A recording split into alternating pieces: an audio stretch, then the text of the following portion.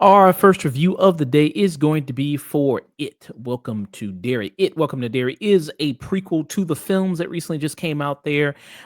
It, which came out in 2017, and It Chapter 2, which came out in 2019 there. Of course, the It series is based on the Stephen King novel, which came out in 1986.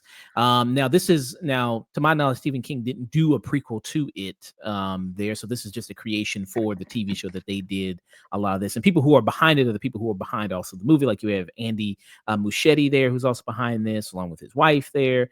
And I you will also say have, there are some flashbacks in the book that they did not cover in those movies, and the show is using a little bit of that. It's greatly expanding and inventing stuff, but there's like a little seed of something in the book there. yeah. And I'm sorry, I said his wife. I mean, her. That's his sister, Barbara Muschietti. That's his sister. Sorry about that. And that's his sister there. And then you also have Jason Fuse there, who is also serves as the people developing it. So this You is know taking. how I tried to pronounce that when I saw it. Yeah.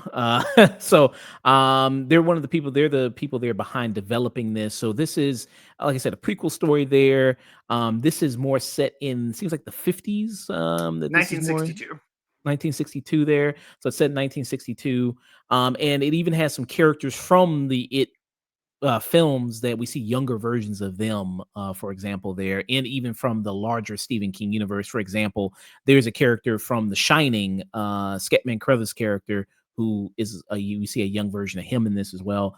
But for example, we see like there was a character played by Stephen Williams in the It film there, who and this is played by a younger actor there, who is played by Jovan Adepu there, who's in this. He plays a major from the Air Force who moves to the town of Derry there, along with his wife, who's played by Taylor Page there, who people might know Taylor Page. She's been in some things. She just recently was in Toxic Avenger, which was very good. If people check that out, she was in that. She was in Zola. She was in Beverly Hills Cop, Axel F, which played the daughter of Eddie Murphy there in that one. So she's been in quite a things before there. So what is this all about? Well, you have kids there, of course. An It story can't be told without kids there. You got them, and they start noticing weird things going around the town there, and a evil presence in this town, especially evil presence that's trying to kill them there. And especially when all these kids start to disappearing, a lot of people are having questions of where are all these kids going. Little to their knowledge, there it is the evil clown Pennywise, who in these first two episodes, we have not seen Pennywise in the full form yet. We've only seen kind of these demon images there that Pennywise is conjuring up. We haven't really seen him yet. We've just seen mainly his eyes, basically. Then that's about it. Which are kind of his true form. When you really start reading because the true form of the creature is the dead lights. It's like that's like the floating glowing yellow lights that are like they're like eldritch, like Lovecraftian sort of, and then the clown is just one of the many sort of visages it kind of takes. Okay, nice. So we haven't seen it, and Bill Skarsgård is returning. He is Pennywise again, so he will be returning as that character there as well. I think he's also a producer on this show as well. Bill Skarsgård. Yeah, I think I saw executive producer in the credits. Yeah, so he getting a good extra check Yeah. doing it. Welcome there. Good for him there. Hey, for all the time he's got to spend in that makeup chair. Yeah. So yeah. First two episodes are out right now. We're just going to discuss it, give our initial thoughts on it. And I'm not really going to give a rating for it as of yet. We're just going to talk about it, give that. But what are your thoughts, man? Welcome to Derry. Well, one thing I'll say I like about this pretty right off the bat is in kind of all the other adaptations so far, it does feel like just how much Pennywise is like scaring and kind of how much he's messing with the kids and playing with his food, I think has always been a little toned down from the book.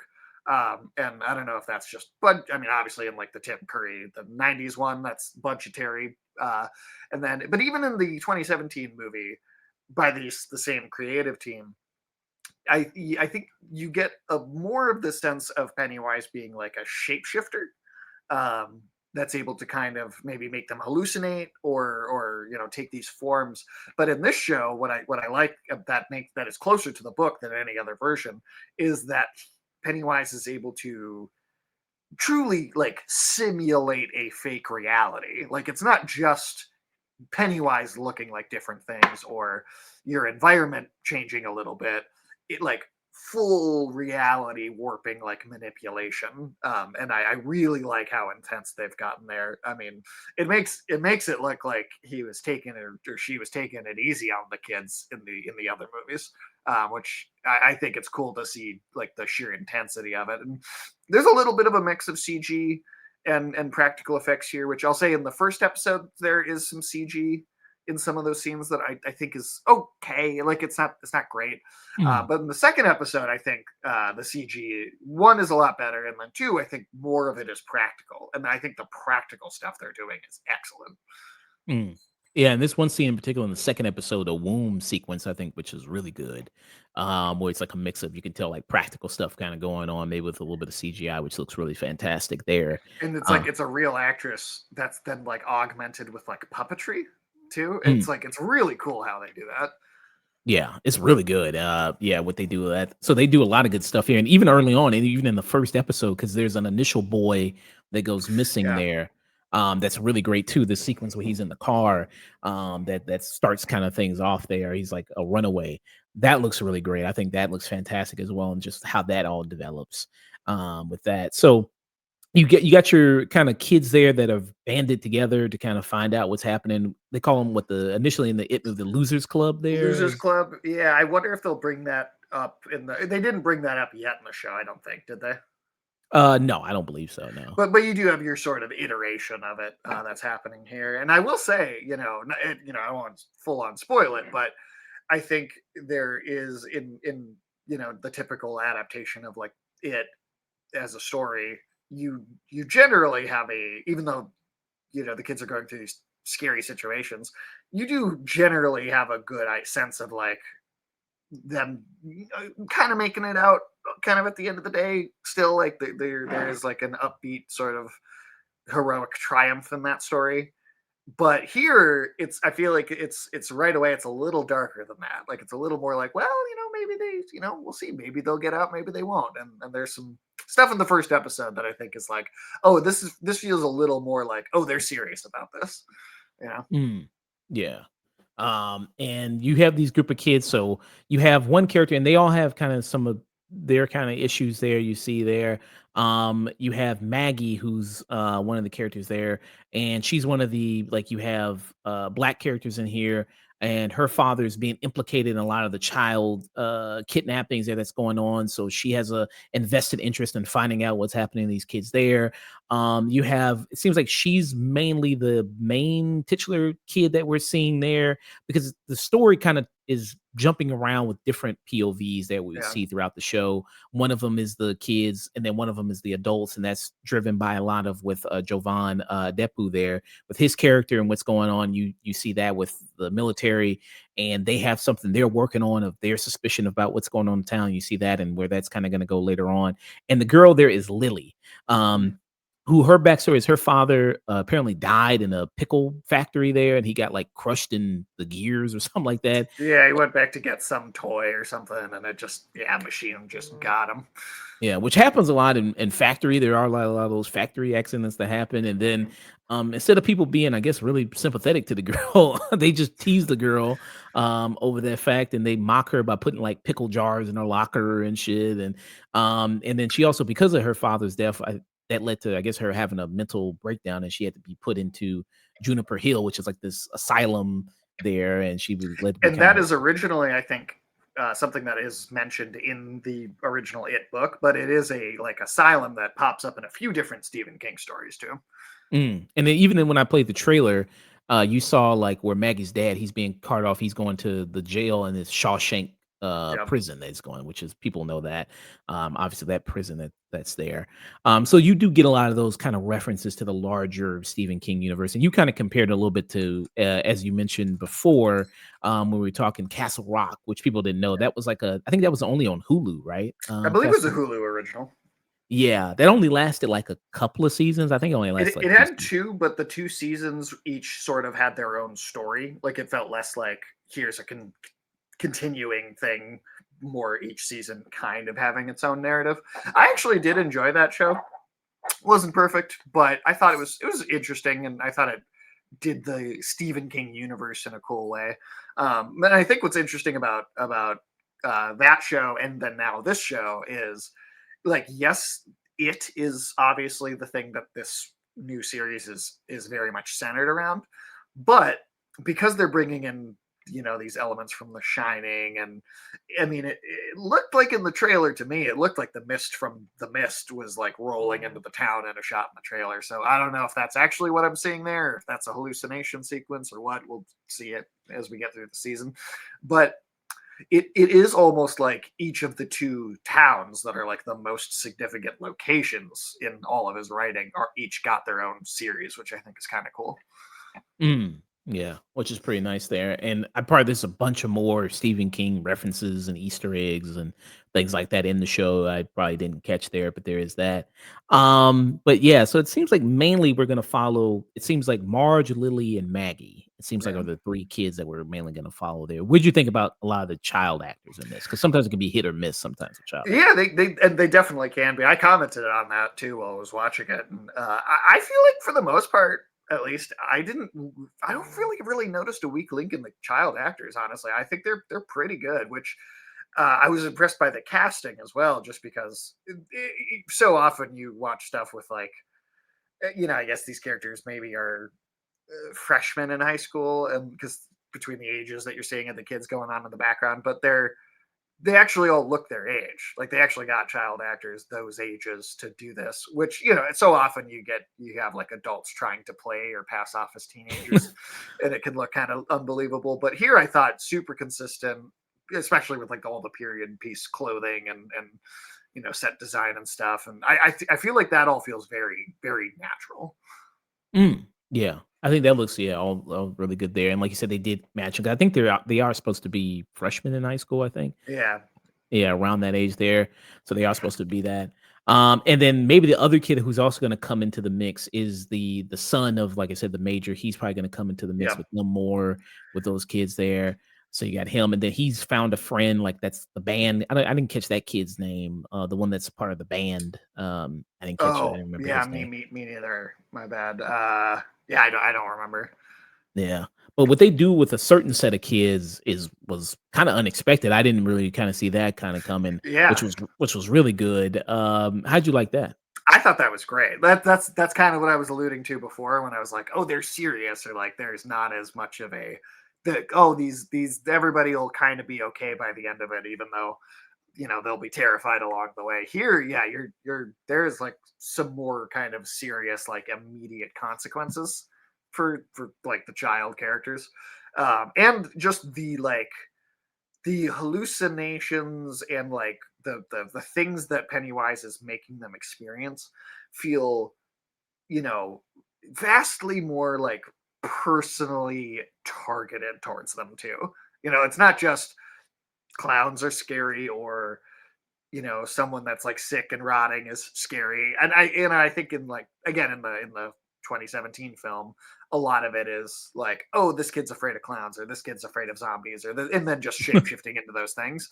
But here it's like, no, no, no, a like meticulously designed personal attack based on your particular traumatic background. And I'm going like just really digging at them in a way that, which it's funny because in the like the second movie or even the book, I think the parts where they're adults are generally less interesting.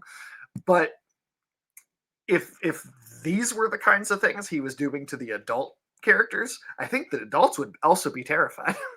Yeah. There's a scene where Lily goes to like the store to pick up something, and then he crafts this whole kind of reality around these pickle jars and everything like that, and like that's really good. Like that looks really good there. That was And that's where I thought the CGI like was really good, because one, they showed too, if you watch the special feature thing that's at the end of each episode, they showed the like practical thing they made for that whole sequence, and then there's some CG enhancement. but that's part of why it looks so good is that they built all of that, all the pieces to that Mm, completely practically, and they just kind of enhanced it a little bit, and it ends up yeah, looking amazing as an effect. And god damn, was that traumatic for that character. yeah, and this is all playing out like none other people can see what kinda they're seeing, and when even something happens to them, like when they're all covered in goo or blood Mhm. or something like that, and then they get snapped out of it, you see that they're not anymore. So it's all Yeah. kinda in their kinda reality there. And Uh, even beyond that, you have, in general, Pennywise's presence in this town is, creates a sort of a little bit of a spell that people fall under, which is part of why the bullies are so extreme, right, in the original story, trying to carve their name into people's like flesh. And so many adults will ignore these obvious signs of what's happening, and then you place it in. I mean, there was already some of this in the story set in the 80s, but like obviously you take it another 20 years back to the 60s, and so the social issues and racism of the time is going to come up that much more. But that's exacerbated by the evil sort of spell that he puts the whole town under as well. Like it makes everyone a little more violent, a little more unwilling to acknowledge other people's suffering. Yeah. Like there's a scene that represents that, with Taylor Page is going grocery shopping there, and she just sees a bunch of boys just chasing this kid Yeah. and just beating the crap out of him. And she's like, "Why is nobody doing anything?" And like this is crazy. Like they're about to kill him, and they're like, the boys will be boys. That's fine. Well, Um, and when she does stop and she's like, "Why isn't?" She's looking around. All the other people. Well, one, you could see it as like a just kind of a racist stare of like the crowd looking at her. But there's also a element of almost like blood cells attacking a foreign body, because it's like she hasn't been there long, so she's not under that sort of spell the way everyone else is. So it's almost like everybody on Pennywise's instinct kind of going like, don't disrupt the illusion. yeah, that's a good point. That's a good way to look at it there. And yeah, you kind of have that kind of going on. So yeah, like stuff like that, like you said, putting under kind of a spell there. You saw that a little bit in the movie, like certain like parents were just kind of out of it that you saw there. And you kind of see that represented again here in the show. What do you think about a lot of the adult characters? Speaking about like Taylor Page, and her character's name is Charlotte, and then Leroy Hanlon is the other her husband there. What do you think about a Sure. lot of the adult characters in this? So far, I think they're interesting. I feel like we're in the first two episodes. I feel like we're in like more of a setup phase for what their portion of the story is. Whereas for like the kids, I feel like just within episode one, you're getting setup and payoff. Mm, So I feel like that's moving faster, like coming along farther more quickly. Whereas with the adults, I do feel like they're still just kind of setting pieces up and getting them ready for the story as it's going to unfold. So I like them so far. I think it's interesting. I just don't feel like it's gone a lot of places yet. Although there is one big scene, or one big moment at least, that I did think was very weird, and I want to know if you thought this was strange as well.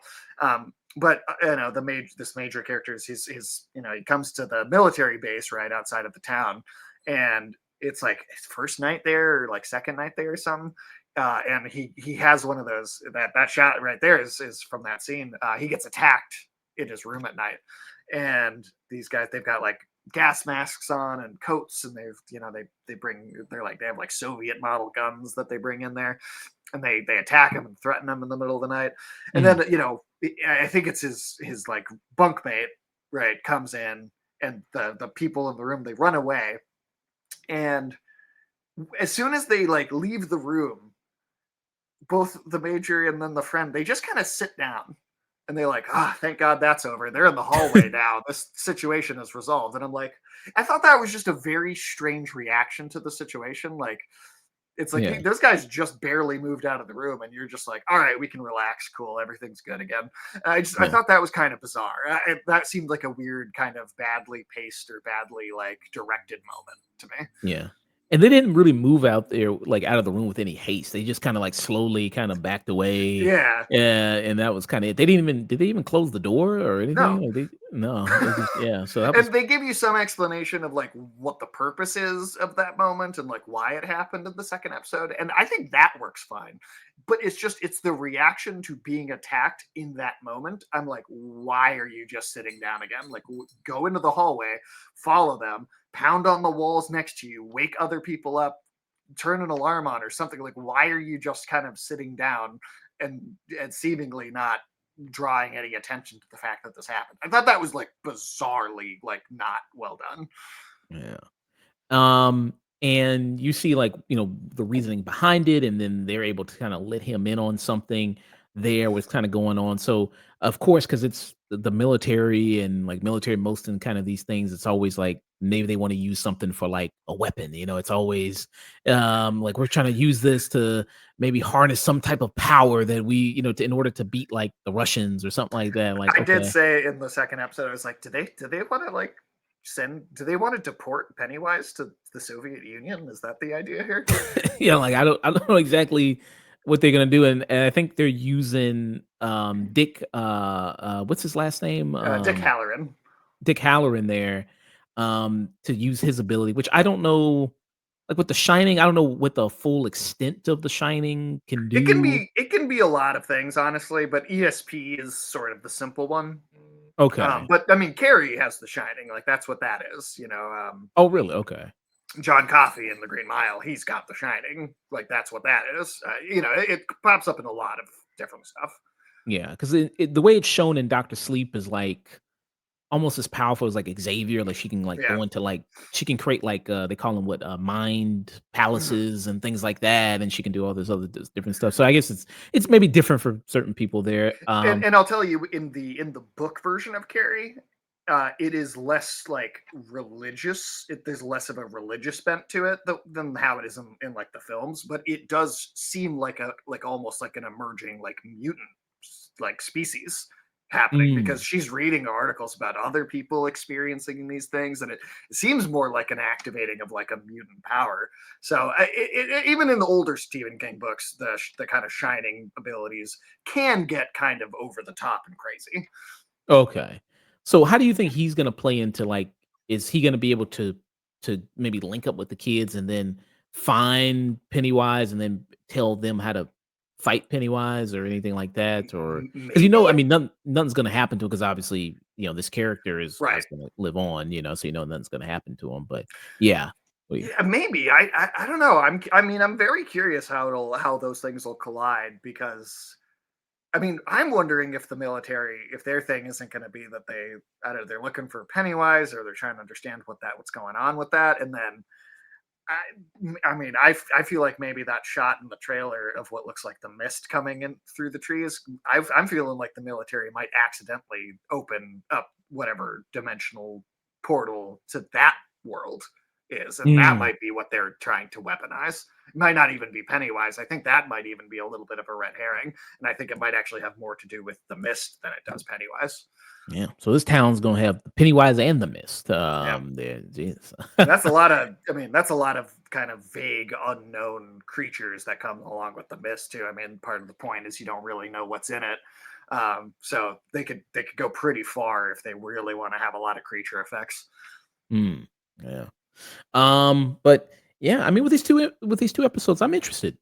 See kind of how they're going to develop. Now, I don't know if it's supposed to be like one and done, or if this is supposed to be just a mini series, or if it's supposed to be like continue, like season two, season. Are we going to get multiple seasons of this? I don't know. There, I think that maybe it'll work best if it is just a mini series. If they just do 8 episodes, do you know at all there? I'm Googling right now just to check and see if they've said anything, but I agree. I think doing a miniseries is probably the better choice. I mean, I say that about a lot of things, and then, it ends up kind of being uh ends up not being what they do when it's a success, and then they are immediately like, okay, well, we got to make more of it. But it sounds like from what I'm looking like at right now that it sounds like they might have a 3-season plan going in. It's like three Mm, seasons and then done. Now I'm cool with that because they have a plan going in and that they're not just waiting for it to be successful to greenlight it. So if they have a very, good outline and they know where they're going to go and what each season is going to be, I'm totally cool with them doing more. But yeah. Yeah. I know you don't want to turn to Stranger Things, but it's like, oh, maybe you should have wrapped this up at season 1. Yeah, Which, maybe. to be fair, was kind of an It ripoff to begin with, Yeah. Yeah. just So, a yeah, little bit. because if you keep doing it and then the kids, all of a sudden, they getting older, and then all of a sudden they're like, 20 something trying to be sophomores in high school. It's like, all right, bro, wrap it up. But it's like, it's I mean, I don't done. even believe them that this season 5 is going to be the last season, to be honest, because they said that about season 3 and 4 at one point each, and then it's still going. So I think these kids are going to be in a nursing home by the time the show's over. But what would be your final thoughts? Welcome to Derry. Yeah, I mean, I'm digging this. There was a couple little things I picked at, couple little nitpicks I had in the first episode. But then I think the second episode was even stronger, honestly, and I'm liking this a lot. I mean, it's adhering closer to the mythology of the books in ways that I think is cool, and just in terms of the scale of Pennywise's power, and I really love the presentation going into that. And so yeah, as far as kid actors go, I really like the cast. I think they're all really good and pulling their weight. I think the adult story is something we kind of have to wait and see where it goes before I have too strong of feelings on how I feel about that part of the show. But I like the setup, and I like where it seems to be going so far, and hopefully that trend continues. Yeah, I'm pretty into this. I'm looking forward to the rest of the season quite a bit. Mm, okay. And I think this only has 8 episodes. I think I they're believe only so. doing, yeah, just 8. So yeah, just 8. So we'll see if they conclude it all there. In 8. Sometimes I don't know. London, UK, they can get it right with 8 episodes. They do theirs all the time, but sometimes US, I don't know. They ain't figured it out yet. With I the think the problem is just that, like, it's like, oh, 22 episodes. That format's not working as well. 13 is the new. That one's right. Every show needs to be 13. Every story will be good if it's the same, if it's that number of episodes. And then something really good that's 8 comes along and they go, oh, well, 8 is the magic number, or 6 is Mm, the magic number. But I feel like the lesson that keeps not being learned is that just tailor it to whatever narrative you have. Stop ordering it as a specific number of episodes until after you've written the scripts, and then just base it off of what those scripts are. Every show should be, one should be 10, then another should be 6, then a different one should be 8. It should be a mix of these things, tailored based on what the show needs. I think that's what keeps being missed. It's just like, it's like the behavior is they're always looking for a, what's the right number for every show, but there isn't a right number for every show. There's a right number for each individual show, and that's going to be a different number for every show. mm, very true there. Um, is there any other Stephen King property you would want to see, like something like this, like a prequel kind of series, or? I don't think so. I mean, I wouldn't have even necessarily said this until they started doing it, but I mean, for me, I think that, and we're getting this, so it's not even a what if, but I think primarily it's just getting a proper Dark Tower adaptation. Mm, yeah. When they talking about doing like a HBO show, something like that? It's going to be it's Amazon. Amazon. Mike Flanagan is the showrunner. So they are doing Ah, it on Amazon. okay. Basically he had his contract for like what 5 shows for Netflix, and then when that was up, he was like, I'm doing Dark Tower at Amazon.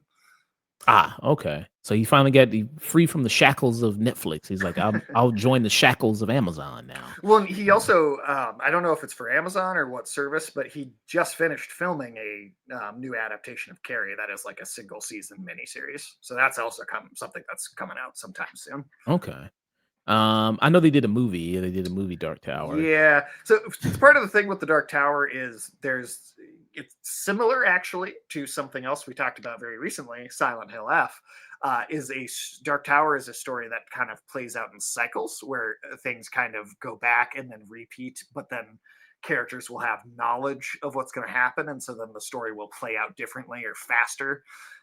And this movie part, which in some part I don't think that's a very good movie, honestly, but in some part the movie is clever because it's almost trying to be a down the line of the cycle adaptation of the story, where it's faster and a little different and it's skipping over some things, and it's trying to incorporate that like rule of the lore into it, but because you are jumping to this later cycle without showing any of the previous ones, it ends up not really working because anyone that just goes and watches that movie is missing an insane amount of context to try and understand what's happening.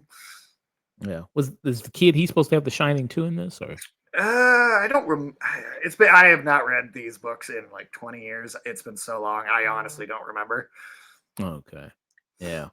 So there you go. So that was our thoughts. Welcome to Derry. On HBO now. People got it. Good stuff there. Did you like the Carrie when they did the remake or Uh, adaptation? I guess say. I thought it was okay. I thought it was okay. I think the thing with Carrie in the book is she is very unfortunate looking, right? Bad, really bad acne, like kind of. And I think like Chloe Grace Moritz was too normal looking, I think, for Mm. this character.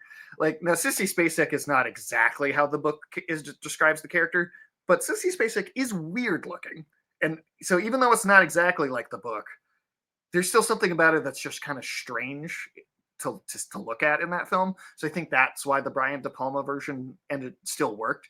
I don't think that Carrie is like necessarily like bad at the Chloe Grace Moritz one, but I just think she's too. She just seems too normal. She's too pretty. She's too average looking. She's just too regular. Whereas like there is something about Sissy Spacek's eyes and like the She kind of got just like like she's almost too thin.